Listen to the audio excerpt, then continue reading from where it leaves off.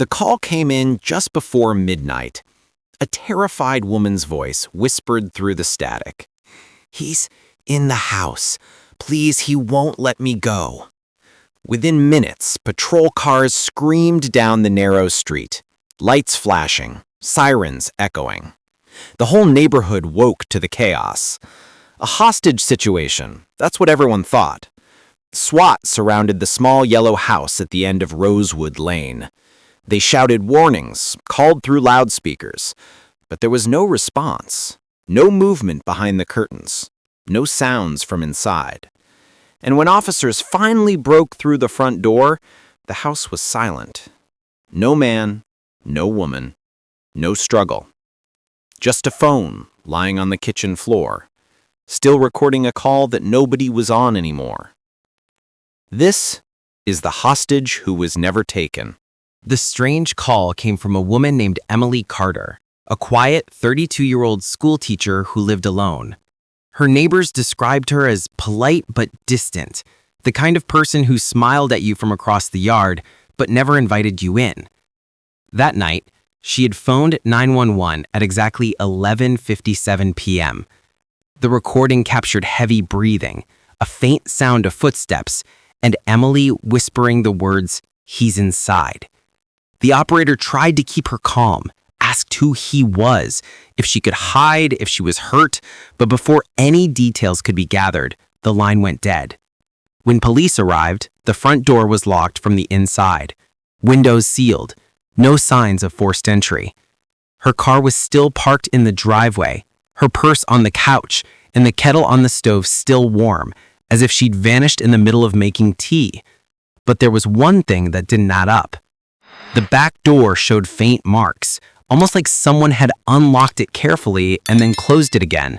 No fingerprints, no footprints, nothing. It was as if Emily had disappeared, or someone wanted it to look that way. Detectives arrived at the scene within the hour.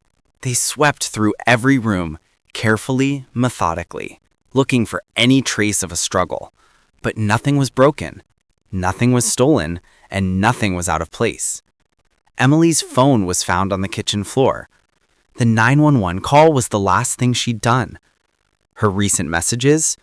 All normal. Text to a coworker about grading papers, a grocery list, and a reminder to pay her electricity bill. But something strange stood out. The call had lasted 1 minute and 43 seconds. Long enough for someone in real danger to speak more. But Emily said almost nothing, just a few broken phrases and then silence. When police pulled her home security footage, the mystery deepened even more. The cameras outside her front door stopped recording exactly 5 minutes before the 911 call. No one could explain why. There was no power cut, no tampering detected. It was as if the cameras had been turned off intentionally. And then, another twist. The neighbors reported seeing a dark car parked across the street around that same time. But when asked to describe it, each neighbor remembered it differently. A black sedan, a silver SUV, a blue hatchback. It was like nobody could quite agree on what they saw. Meanwhile, Emily Carter was still missing. No ransom note, no online activity, no sign she'd ever left that house. As days passed, the search for Emily Carter grew desperate. Posters went up, news stations ran her story, and neighbors whispered theories every night. Some believed she'd been kidnapped. Others thought she'd run away. But the truth felt stranger than both. Detectives dug into Emily's background, and what they found didn't match her quiet teacher image. 6 months before she vanished, she had reported someone following her home from work. A man, she said, in a gray hoodie who always disappeared before she could catch a clear look. But when police investigated, there was no footage, no witnesses, nothing. After that, she stopped filing reports, but her friends said she'd grown paranoid, installing multiple locks, security cameras, and even keeping a baseball bat near her bed. Her coworkers noticed she started skipping school events. She stopped going out after dark.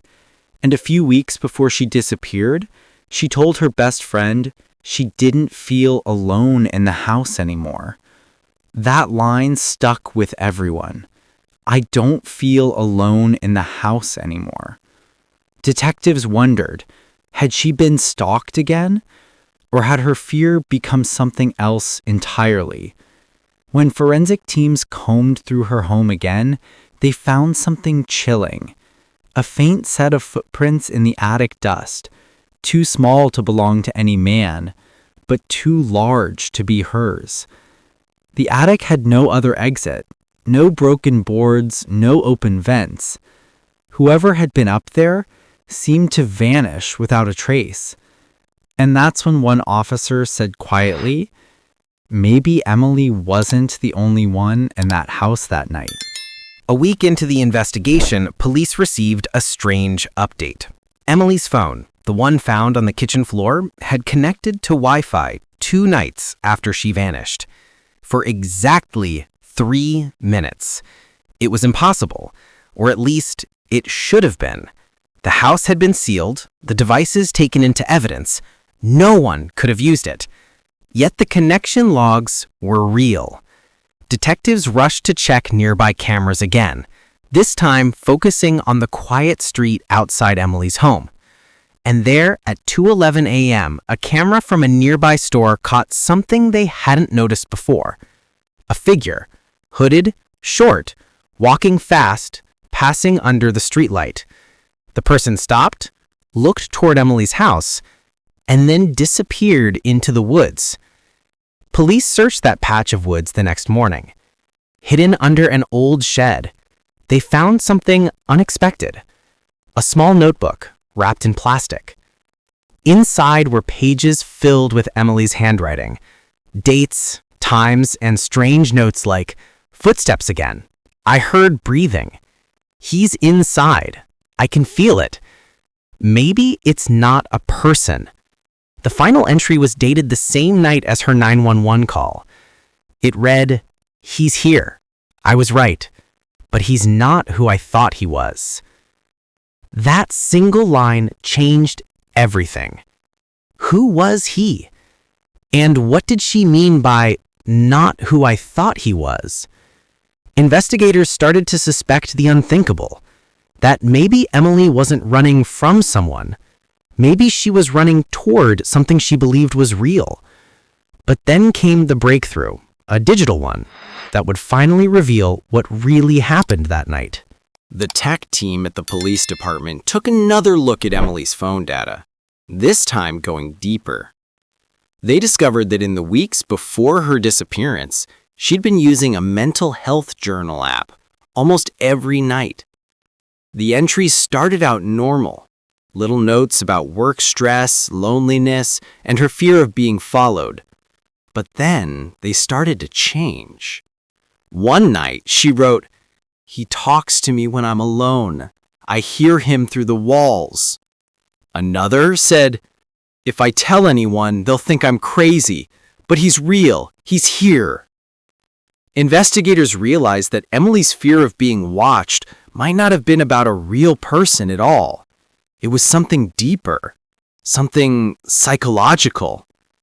They reached out to her doctor and learned that Emily had been prescribed medication for severe paranoia and hallucinations, but had stopped taking it months before. The pieces started fitting together.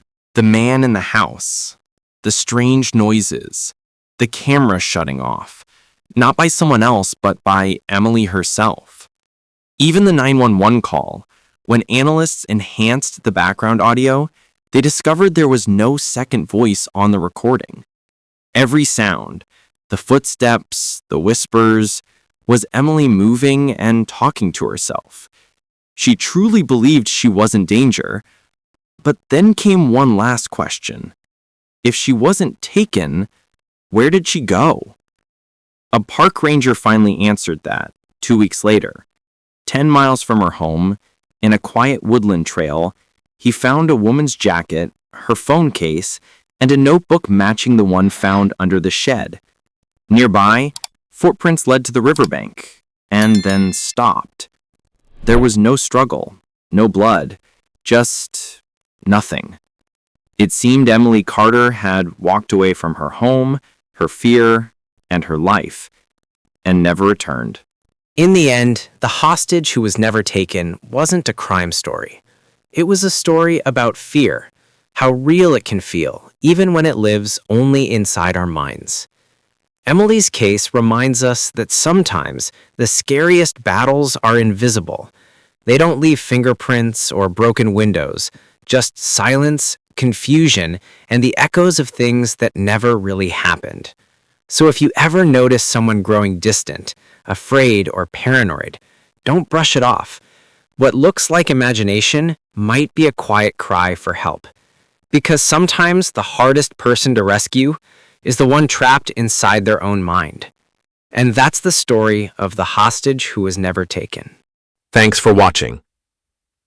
If you enjoyed this video, hit that like button, subscribe, and ring the bell for more. Let me know your thoughts in the comments. I'd love to hear from you. See you in the next one. Bye for now.